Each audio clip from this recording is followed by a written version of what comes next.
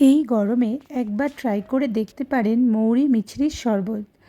এই প্রাকৃতিক শরবত শরীরের সাথে সাথে মনকেও সতেজ রাখতে সাহায্য করে।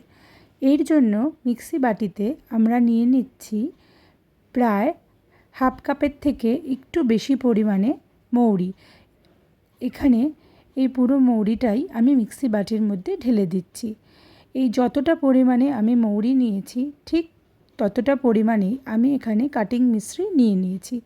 আপনারা চাইলে তাল মিছরিও ব্যবহার করতে পারেন এর জায়গায়। মিছরিটা পুরোটাই আমি মৌরির সাথে দিয়ে দিচ্ছি। এরপর এর মধ্যে দিয়ে দিচ্ছি আমি হাফ চা চামচ নুন। এই বিট নুন আপনারা আপনাদের পরিমাণ মতো ব্যবহার করতে পারেন। আমি আগে দিয়েছি, আপনারা চাইলে শরবতের মধ্যেও ডিরেক্ট দিতে পারেন এখানে না দিয়ে। এরপর এর মধ্যে আমি দিয়ে দিচ্ছি আর দিয়ে দেব এখানে 4 থেকে 5 10 থেকে 12টি মতো গোলমরিচ। এরপর এই মিক্সি বাটিটা আমি মিক্সি মেশিনে ঘুরিয়ে একদম ডাস্ট করে নিয়ে আসলাম। সম্পূর্ণটা গুঁড়ো হয়ে যাবার পরে আমি এটিকে ছেঁকনি দিয়ে একবার ছেঁকে নিচ্ছি।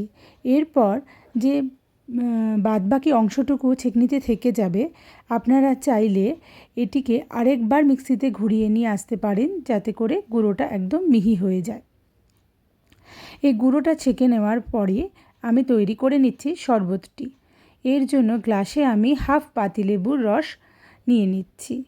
এই পাতিলেবুর রসটা দিলে একটা সুন্দর ফ্লেভার আসবে। আর দিয়ে দিচ্ছি এর মধ্যে গুঁড়ো 1 চামচ বা এর থেকে কম নিলেও হবে। এরপর দিয়ে দিচ্ছি ঠান্ডা জল। আর এই ঠান্ডা জলের সাথেও আমি দিয়ে দিচ্ছি এখানে 3-4টি মতো বরফের টুকরো। এতে শরীর আরও বেশি ঠান্ডা হবে। বাইরের এই পোড়া গরমে এই বরফের ঠান্ডাটা আমাদের বেশ ভালো লাগে। একটু নাড়িয়ে নেবার পরে আমি এখানে আরও হাফ চামচের মতো বিট নুনটা দিয়ে দিচ্ছি। এই বিট নুনটা দিলে জলের মধ্যে একটা সুন্দর ফ্লেভার আসে খেতে। বিট নুন দেওয়ার পরে আমি এখানে ফ্লেভারটাকে আরও হেলদি করার জন্য দিয়ে দিচ্ছি গোঁদ কাতিরা। এই গোঁদ কাতিরা হলো এক ধরনের আঠা, যেটা আগের দিন রাতে জলে ভিজিয়ে রাখতে হয় আর যেটা শরীরকে খুব ঠান্ডা করে। বিশেষ করে এই গরমের সময় প্রত্যেককে এই গোঁদ কাতিরার জল খাওয়া উচিত। আর ফ্লেভারের জন্য এখানে দিয়ে দিচ্ছি একটু পুদিনা পাতা।